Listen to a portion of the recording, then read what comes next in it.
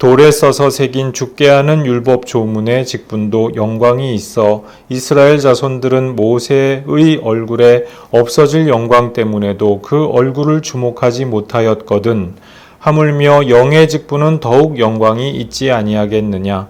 정죄의 직분도 영광이 있은즉 의의 직분은 영광이 더욱 넘치리라. 아멘. 우리 이 3장 1절에서 3절 말씀에서 사도 바울이 새 언약에 대하여서 언급하기 시작했죠. 심령에 이 새 언약은 새겨진다 했습니다. 그래서 고린도 교회 공동체 사람들에 대하여서 사도 바울이 말씀하기를 너희는 그리스도의 편지다 그렇습니다.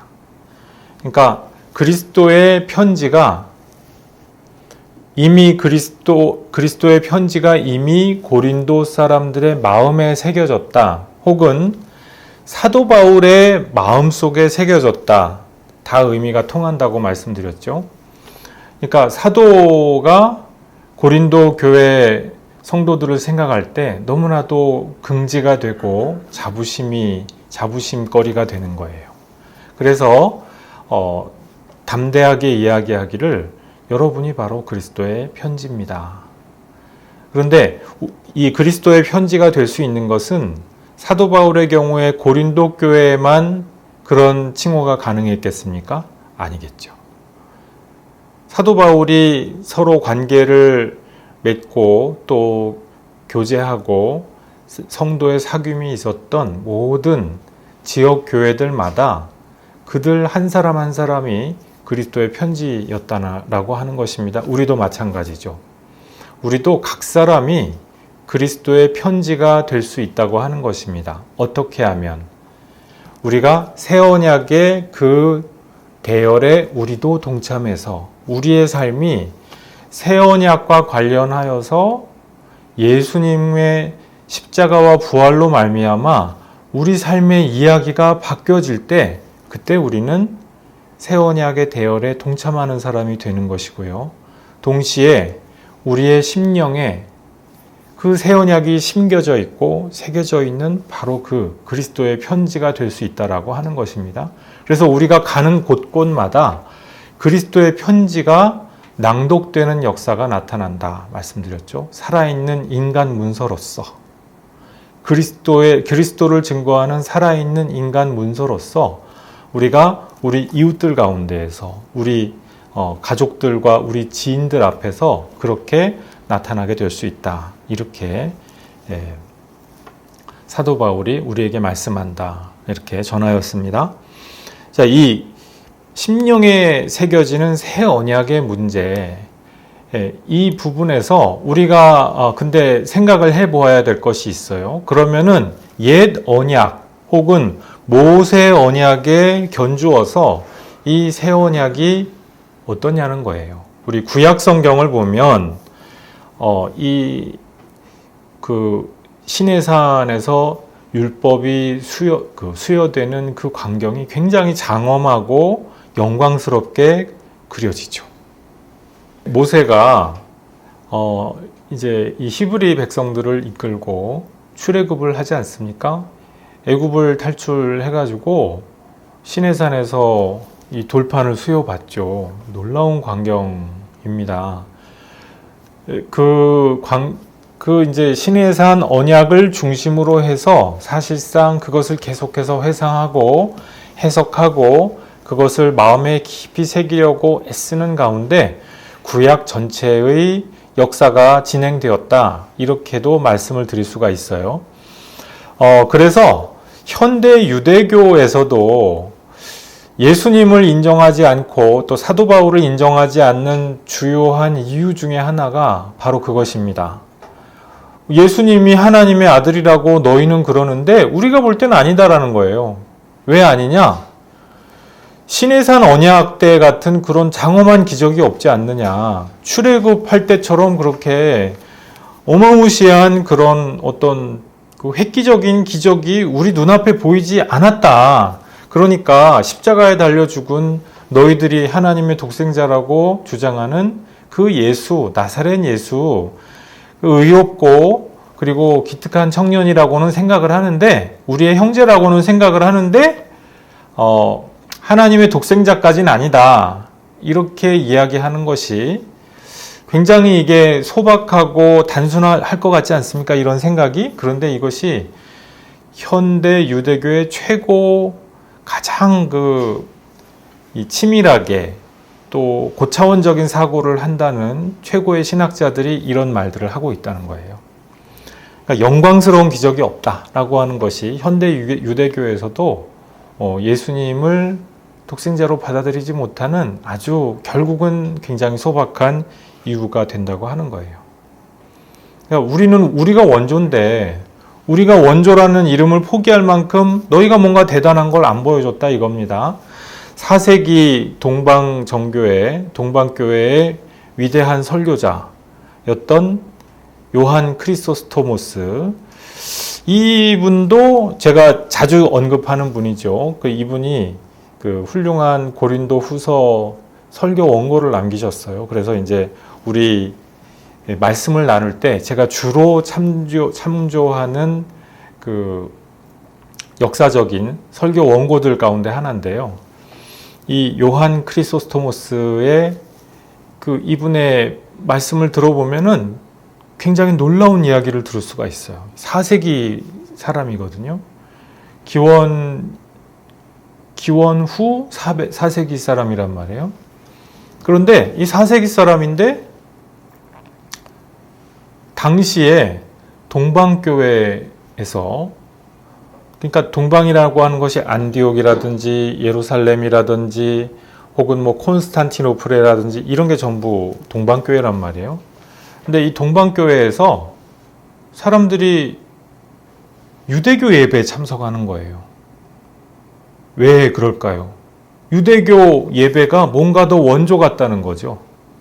유대교 랍비들이 막 이렇게 하면서 막 히브리 성경을 멋지게 읽고 막 하면서 그렇게 하는 광경을 보면서 야, 멋있다. 그러면서 가서 이제 유대교 예배에 참여를 했어요. 우리 이 히브리 성경을 읽어보면 사실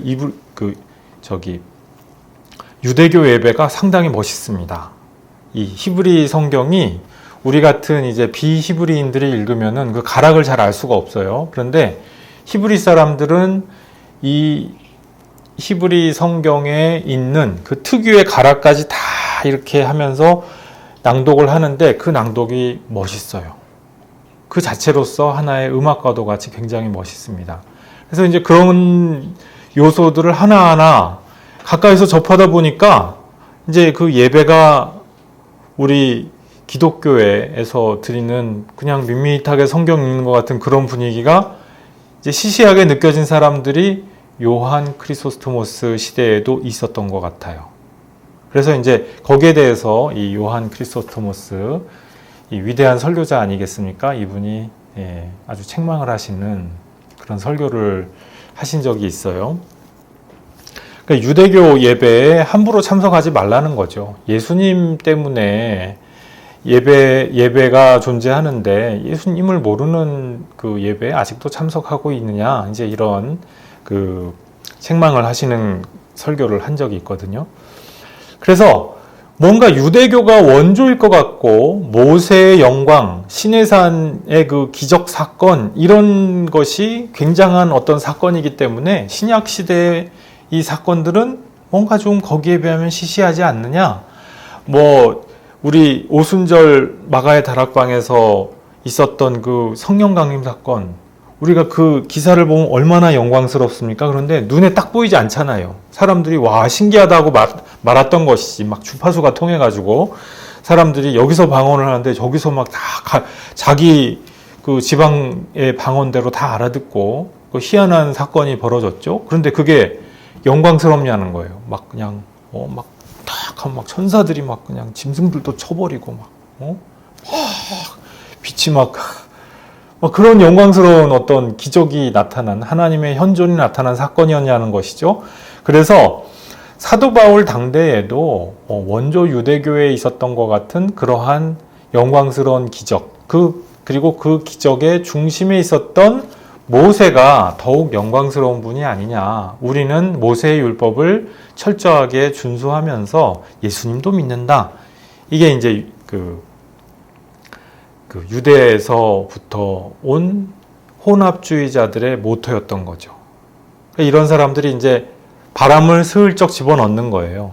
그러면서 저 바울이라는 사람 별거 아니야. 우리 모세 선생님이 최고고 우리는 모세 선생님을 잘 섬기면서 예수님도 잘 섬겨. 이제 이런 식으로 하면서 거 봐라. 내가 또 기적도 잘한다. 뭐 이런 이제 얘기를 하면서 눈에 뭔가 이렇게 딱 보이는 것을 추구하는 사람들을 홀릴 수가 있는 그런 조건이 되었다라고 하는 것입니다. 이제 여기에 대하여서 오늘 이제 3장 1절부터 6절까지 계속 이 새 언약의 문제를 계속 말씀을 하셨던 사도 바울이 이제 7절에서 모세와 사도 바울 당신 자신을 본격적으로 견주기 시작을 합니다. 자, 먼저 모세의 직분이 어떤 직분이냐? 모세는 구약 시대에 속한 사람인데 율법 조문의 직분을 갖고 있다는 거예요. 7절 말씀에 보니까요. 이 모세의 직분은 첫 번째로 어떤 직분입니까? 이것은 돌에 써서 새기는 직분이었다는 것이죠. 엄밀하게 얘기하면 모세가 시내산에 등정해서 하나님이 새겨주시는 그 돌판을 갖고 온 거죠. 우리가 알기로는 그렇지 않습니까? 근데 어쨌든 그 돌판에 객관적으로 문자의 형태로 새겨지는 그것을 운반하는 책임이 있는 그와 같은 직분이 모세의 직분이었다는 거예요. 외형적이고 외면적인 것이죠. 그리고 거기에 새겨져 있는 모든 내용들, 여러 가지 규례나 율법, 조항이나 이런 것들이 다 외적인 것들입니다. 뭐 안식일을 지켜라, 일을 하면 안 된다, 뭐 돼지고기를 먹으면 안 된다, 뭐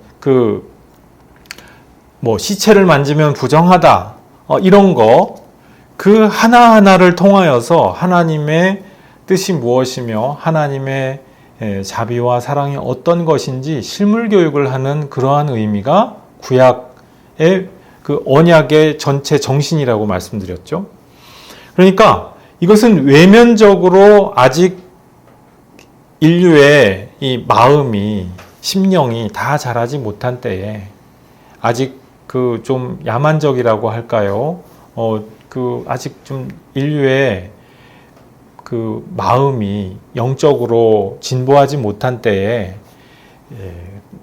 아주 실물 교육으로 하나하나 이렇게 보여주면서 가르쳐 주시고자 했던 바로 그 언약이죠. 자, 그래서 모세의 직분은 돌에 써서 새기는, 마음에 새긴다기보다는 외형적으로, 외면적으로, 그리고 외적인 규례로서 하나님의 뜻을 전달하고자 하는 그러한 직분이었다라고 하는 것입니다. 두 번째로 또 뭐라고 되어 있습니까? 돌에 써서 새긴, 그 다음에 뭐가 나와요? 죽게 하는 직분이죠. 죽게 하는 율법 조문이잖아요. 무엇을 하지 말아라. 그럼 그 하지 말라는 걸 하면 어떻게 됩니까? 죽는 거예요. 우리 애기들 얘기 지난주에도 말씀을 드렸는데, 뜨거운 물 만지면은 아야해요. 이거 물에 대면은 큰일 나요. 애기들이 알아듣습니까? 애기들이 알아들으면 좋겠는데 못 알아들어요. 잘. 그래서 뜨거운 물에 이렇게 가까이 가서 보게도 하고, 이렇게 하면 큰일 나. 그러다가 이제 그렇게까지 했는데도 못 알아들어서 나중에는 사고가 나기도 하죠. 하지 말라는 걸 하면 사고가 납니다. 그렇죠? 구약 성경의 율법 조문이 바로 그와 같은 성격들이 다 있다는 거예요. 부모를 공경해라. 그럼 너한테 복이 있을 거야. 라고 분명히 말씀을 하셨는데 그대로 안 하죠. 공경 안 하면 어떤 일이 벌어집니까? 부모님을 욕하고 저주하고 비웃고 하면 어떤 일이 벌어져요? 율법에서 약속된 복이 자기에게 주어지는 것이 아니라 피해가는 놀라운 일들이 벌어지게 되죠. 안식일을 지키라 했는데 안 지키고, 그 사람이고 짐승이고 그 물건 취급하고 인격으로, 인간으로, 생명으로 대하지 않으면 어떤 일이 벌어집니까? 다 빨리 죽는 거예요. 땅도 빨리 죽고 짐승들도 빨리 죽고 오히려 손해가 막심한 상태가 나타나게 되죠. 이것이 율법 조문이죠. 그것을 안 하면 죽게 됩니다. 그러니까 율법의 기능이 무엇입니까? 한마디로 말씀드려서 죄가 무엇인지 보여주는 그와 같은 기능이죠. 근데 죄의 이정표, 죄에 관하여서 마치 이정표와도 같이 이런 거죠. 그 물조심이라고 딱 팻말을 세워놨어요. 여기 깊은 물이 있으니까 이대로 가면은 빠지니까. 그런데 어떻게 해요? 이 물가에 나는 애기들이 어떻게 합니까? 물조심하는 그 팻말을 보고 엄마 아빠 어른들의 주의를 거듭 들어도 물조심이라는 팻말하고 상관없이 이거를 보고 알고 네 알았어요 하고서 어떻게 해요? 그대로 가죠. 그래서 사고가 나죠. 그래서 율법의 기능이자 또 율법의 그 어떤 직분, 직능이라고 할까요? 그것은 바로 그 죽음에 관하여서 그 이유와 까닭을 제시하는 정죄의 직분이라는 거예요. 율법은 본래 선한 것이죠. 그런데 이것이 죄고 이것이 잘못된 것이기 때문에 이것에 대해서는 하지 말아라 라고 하는 것을 보여주는 기능인데, 인간의 죄가 이렇게 마음속에 심령 속에 꽉 어둡게 덮여 있다 보니까 어떤 일이 발생해요. 인간이 무지하고 무지몽매하기 때문에 그것을 보면서도 알면서도 자기는 안다고 생각을 해요. 그런데 보란 듯이 안 하죠. 보란 듯이 하지 말라는 것을 하고 해야 될 건 안 하죠. 그것이 인간입니다. 누구랄 것도 없이 다 그와 같은 속성들이 다 있어요. 하지 말라면 인간이 더 하고 싶잖아요. 그죠? 하지 말라면 꼭 더 하고 싶다. 참 이상하죠? 근데 그것이 바로 정죄하는 직분, 직능을 갖고 있는 이 율법의 기능이라고 하는 것입니다. 그러니까 율법을 통하여서 율법을 잘 지킴으로써 구원을 받을 수 있을까요? 원래 율법을 잘 지키고 거기에 순종하면, 모세가 약속하고 또한 선언했듯이 잘 지키면 거기에 구원이 있어요. 그런데 인간이라고 하는 이 족속 자체가, 그 육신의 욕망 자체가 잘 지키려고 하지 않아요. 잘 지키면 산다고 분명히 약속이 돼 있음에도 그 말을 듣지 않습니다. 물조심이다 그러면 물로 달려가고요. 불조심이다 그러면 또 불로 달려가요. 불나방과도 같이 달려가요. 이것이 인간의 참으로 안타깝고 딱한 형편이라고 하는 거예요.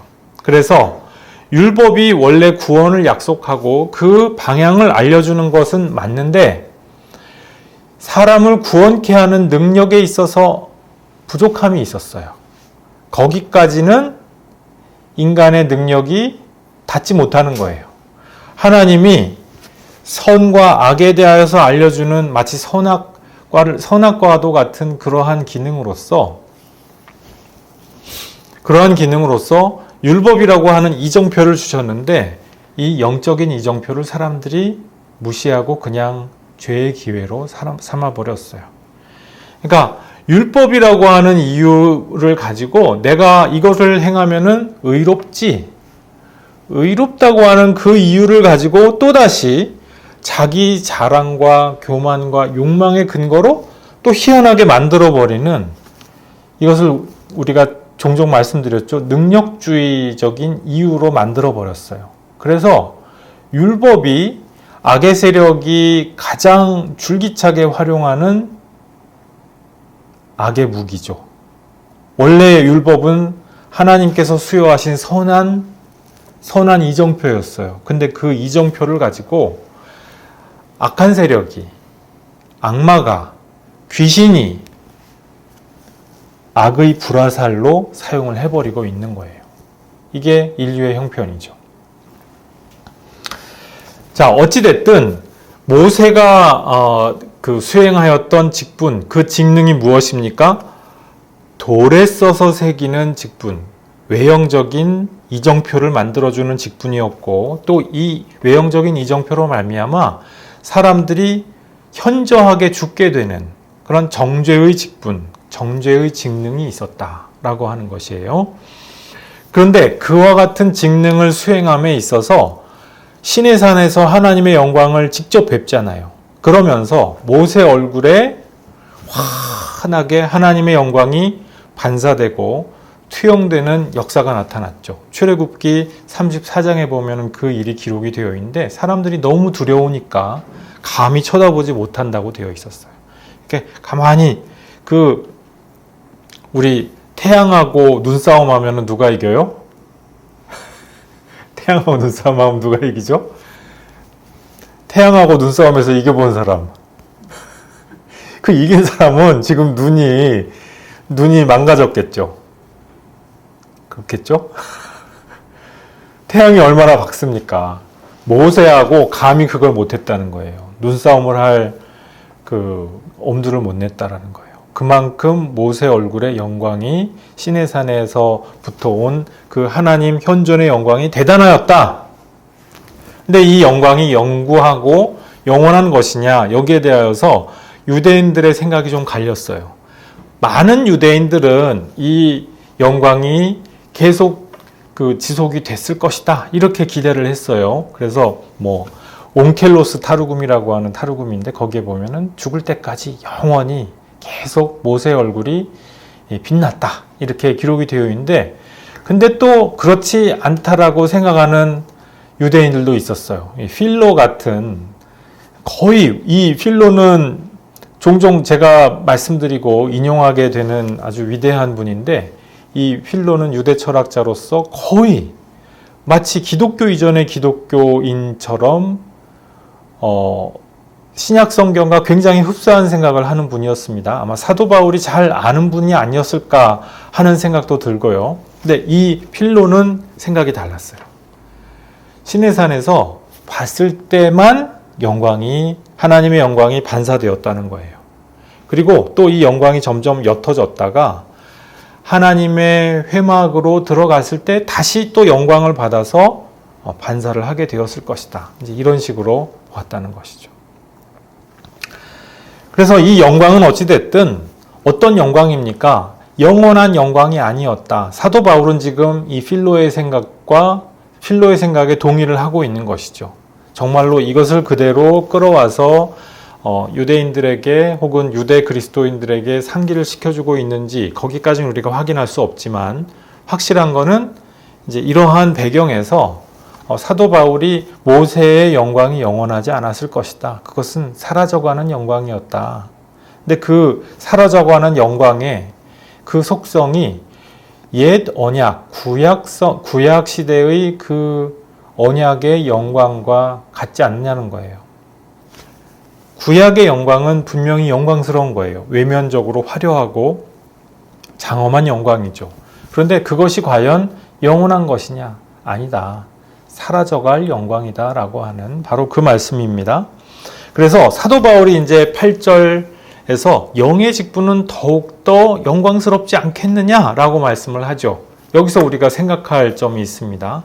지금 사도 바울의 반대를 하고 있는 바울 반대파 사람들의 눈에는 바울이 그냥 별 볼 일 없어 보이는 거예요.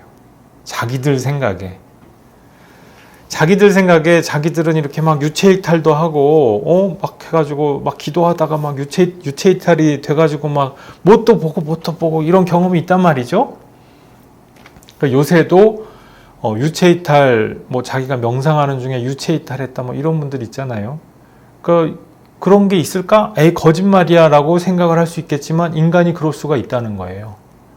그런데 그거 자체가 우리의 목표요 어떤 영적인 목적이 되느냐?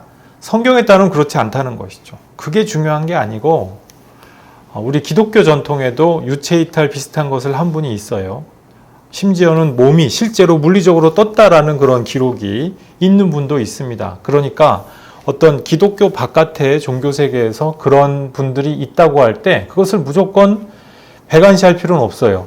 그럴 수도 있다는 거예요. 그런데 그거 자체가 목적이고 그거 자체가 대단한 것이냐? 사도 바울에 따르면 그렇지 않다는 거예요. 사도 바울의 반대파 사람들은 자기들이 경험하고 있는 그 어떤 신비로운 현상 때문에 지금 들떠 있어요. 굉장히 설레 있어요. 와, 내가 대단한 사람이다. 그러니까 내가 저 사도 바울 정도는 무시할 수 있지. 내가 쥐고 흔들 수 있지. 라고 하는 착각을 한 것이죠. 사도 바울이 직분자야? 근데 내가 그 직분자보다 더 위대하고 영광스러운데 나는 모세의 직분을 이어받은 사람인가 봐. 이제 이랬던 것이죠. 그런데 사도 바울이 지금 말씀을 합니다. 영의 직분은 더욱 영광스럽지 않겠느냐? 여기서 영광스럽지 영광이 있지 아니하겠느냐? 이게 원문으로 보면 미래형이거든요. 에스타이라고 하는 동사가 쓰여서 비동사의 미래형이 쓰였다는 거예요. 우리 영어로 치면은 비동사의 미래형이 여기 쓰였다는 겁니다. 자, 9절에도 의의 직분은 영광이 더욱 넘치리라. 미래형이죠. 그러니까 사도 바울은 지금 당장만 이야기하고 있는 것이 아니에요. 그냥 논리적인 현재만 이야기하고 있는 것이 아니라 지금 보이지 않을지라도 장래의 영광, 그것이 모세의 예전의 영광과는 비교할 수 없는 진정한 정말 화려한 영광이 기다리고 있다. 지금 이렇게 말씀을 하는 겁니다. 지금 사도 바울은 이 의의 직분, 의의 직능을 수행하면서 어떻게 지내고 있습니까? 초라하죠. 초라하게 지내고 있어요. 브리스길라와 아굴라 그 부부 점포에서 같이 동업하면서 조그만 한 켠에서 같이 동업하고 평일엔 그러다가 이제 주일날이나 안식일 때쯤 되면 같이 또 말씀 전하고 이게 뭐가 그렇게 영광스러웠겠어요.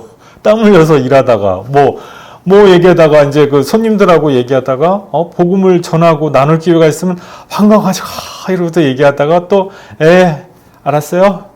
안 사요? 하고 가버리고 이게 뭐가 그렇게 영광스럽겠습니까? 눈으로 보기에 그렇지 않겠어요? 사도 바울이 볼 때 이 현재 지금 당장의 모습은 영광이 없는 것처럼 보일 수가 있다는 거예요. 사도 바울의 당대 사람들의 시각에서 볼 때 사도 바울의 그 직분이 그렇게 대단하지 않아 보일 수가 있다고 하는 것입니다. 여러분 눈에 보이는 게 다가 아니에요. 오늘날 우리도 마찬가지죠. 우리가 외적으로, 외면적으로 뭔가 화려하게 보이는 것만 찾고 구하고 있다면은 우리는 아직도 모세의 직분을 따라서 믿음 생활을 하고 있는 건지도 몰라요. 신약 시대를 살아가고 예수의 이름을 붙들고 있으면서도 마치 바울의 반대파 사람들처럼 외면적이고 화려하고 뭔가 있어 보이는 그것을 통하여서 나의 정체성, 나의 존재의 결정을 보려고 하는 그러한 믿음 생활을 하고 있는지도 모릅니다. 거기에 영광이 있겠냐는 거예요. 우리 당장 목엔 영광이 있죠. 그런데 사도 바울에 따르면 사도 바울이 십자가의 길을 걸어가고 십자가와 부활의 예수만을 증거하면서 당장 초라해 보이고 별것 아닌 것 같아 보이고 너무나도 연약해 보이고 심지어 이제 뒤에 가면은 사도 바울이 뭔가 질병이 있었던 것이 아닐까. 그와 같은 그 진박을 하게 만드는 그런 대목이 나오거든요. 몸에 가시가 있다 했단 말이에요.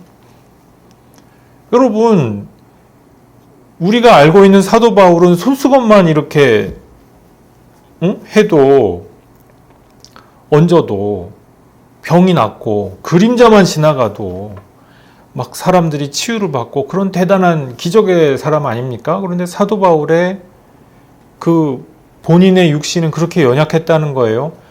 의사여 네 병을 고쳐라 그런 말 하잖아요. 우리 속담에도 그러죠. 뭐 중이 제 머리 못 깎는다고. 똑같은 사고방식이죠. 그러니까 야, 너 의사여 네 병이나 고쳐라. 그러면서 사도 바울 당신이 뭔데 뭐가 그렇게 대단하다고 사람들을 치유할 수 있다고 주장하느냐. 이제 이러고 사도 바울을 공격했다는 거예요. 사도 바울이 수행하고 있었던 영의 직분에 대하여서 그 본질이 어떤 것인지 너무나 무지한 것이죠. 능력주의에 빠지다 보니까, 좋은 건 다 끌어모으는 혼합주의에 빠지다 보니까 사도 바울이 걷고 있는 그 영적인 좁은 길에 대하여서 무지한 거예요. 이해가 안 가는 거예요. 우리가 어떤 직분에, 어떤 직능에 속한 사람인지 잘 생각해 봐야 합니다. 내가 그냥 이 세상에서 있어 보이는 그것을 따라서 믿음 생활을 하는 사람인지, 아니면 내 심령에, 내 마음에 그리스도의 영광이 비쳐서 그것으로 말미암아 내 마음 속에 하나님의 영광이 가득 찬 그 믿음으로 믿음 생활을 하는지, 이 두 가지는 아주 다르다는 거예요. 바울 반대파와 바울이 아주 달랐던 것처럼 말입니다. 9절 말씀해 보니까 정죄의 직분도 영광이 있은즉 의의 직분은 영광이 더욱 넘치리라. 여러분, 모세의 율법 가지고도 구원의 길이 있어요. 그것도 하나의 구원의 길이죠. 근데 그 모세의 율법에 순종하는 자만이 구원을 받아요. 모세의 율법에 순종하십니까? 모세의 율법에 순종하지 않는 자마다 돌에 쳐서 죽이도록 돼 있어요. 여러분, 오늘날 중2병 시대를 지나가는 모든 아이들은 다 돌에 쳐서 죽여야 되는 신분이 돼버린 거예요. 왜? 순종하지 않으니까. 율법의 관점에서 보면 순종하지 않는 아이들이에요. 그렇죠? 우리 세대가 그렇습니다. 중2병 세대라고 제가 표현을 한 적이 있죠. 순종하지 않아요. 사회기강이 엉망입니다. 죽어야 됩니다. 그렇죠? 그래서 원래 모세의 영광이 너무나도 화려하고 대단한 영광이에요. 그런데 이것이 구원, 여기에도 분명히 구원의 영광이 있어요. 근데 사람들이 여기에 순종하지 않기 때문에 그 놀라운 영광에도 불구하고 사람들을 구원케 하지 못해요. 정죄만 하고 말아요. 그런데 사도 바울이 말씀하시길 여기에 새로운 한 의가 나타났다는 거예요. 이 새로운 한 의는 바로 예수님이신 거죠. 우리의 모든 순종하지 않음과 우리의 모든 허물과 얼룩과 우리의 모든 문제와 저주와 우리의 모든 영적인 파산 상태를 다 짊어지시고 십자가에서 우리의 모든 그 죽음을 다 죽으셨어요. 그리고 부활 생명을 쟁취하셨죠. 바로 이것이 하나님이 인정하신 의예요. 그래서 의의 직분이라고 표현을 합니다. 그리고 그 예수님에 대하여서 증거하는 이 직분이 너무나도 큰 것이기 때문에 이제는 모세의 직분이, 모세가 증거했던 그 정죄의 직분이 빛이 발하는 거예요. 그것이 소용없어지거나 폐기된 것이 아니라 빛이 발해요.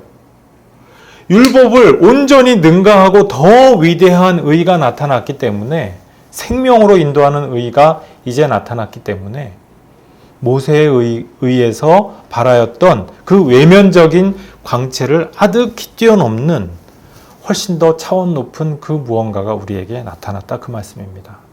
그래서 우리가 이 눈앞에 당장 보이는 빛, 그게 다라고 생각한다면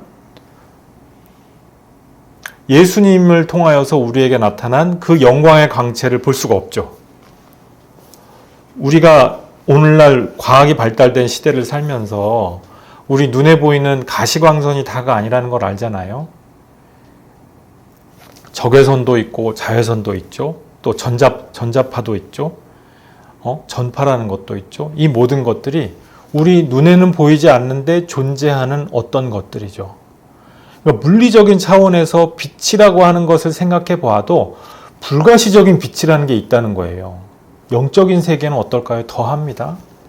우리가 볼 수 없는 영광의 광채, 영적인 광채라고 하는 것이 존재한다는 거예요. 그것이 어떤 것일까? 당장은 우리도 몰라요. 말씀 증거하는 강 목사도 몰라요. 다만 모르는데 이미 그 안에 들어가 있다라고 믿는 것이죠. 사도 바울은 이것을 약간 물리적인 것보다 더 상위의 물리적인 어떤 형태로서 직접 본 분이죠. 부활하신 주님을 직접 뵀으니까 부활하신 그 주님의 차원에서 직접 사도 바울에게 말씀을 하셨어요. 그 깜짝 놀랄 경험을 하고 나서 완전히 변화된 분 아닙니까? 그래서 사도 바울이 말씀하는 이 영광의 광채는 빈말이 아니죠. 그냥 그럴 것이다. 우리는 믿음으로 선포합니다. 근데 사도 바울은 체험적으로 알고 있는 것이죠. 와, 그런 체험 너무 하고 싶어요. 사도 바울처럼은 아니지만 우리에게도 이미 그 영광의 광채가 비치고 있다는 것입니다. 이 의의 직능을 붙들고 우리가 이 의의 직분을 따라서 하나님의 의, 예수 그리스도의 의를 붙들고 있다면 우리가 모르는 새에 이 영광의 광채가 우리 심령에 비치는 상태다.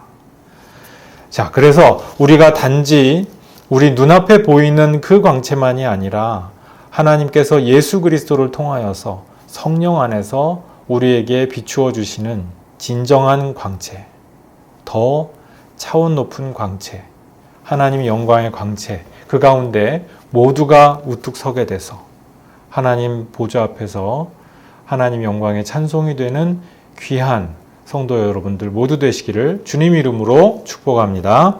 기도하시겠습니다. 아버지 하나님 감사합니다. 오늘 모세와 바울의 그 직분, 율법 조문의 직분과 또 마음에 심령에 새겨지는 그 새 언약의 직분, 또 썩어 없어질 사라져버릴 그 영광의 직분과 그리고 다가올 영광의 직분, 그 차이에 대해서 오늘 말씀을 보았습니다. 아버지 하나님, 우리가 이 세상에서 여전히 모세의 물리적이고 육적이고 외면적인 그와 같은 직능을 따라서 믿음 생활하려고 하고 있지는 않습니까? 우리가 눈에 보이고 물리적으로 느껴지는 것만이 아니라 우리 불가시적인 세계에도 거하시는 하나님의 위대한 영광을 우리 마음에 품을 수 있도록 믿음을 허락하여 주옵소서. 사도 바울이 증거하였던 그 의의 직분, 그 의의 직능을 따라서 우리가 믿음의 행진을 계속하여 나가기를 원합니다.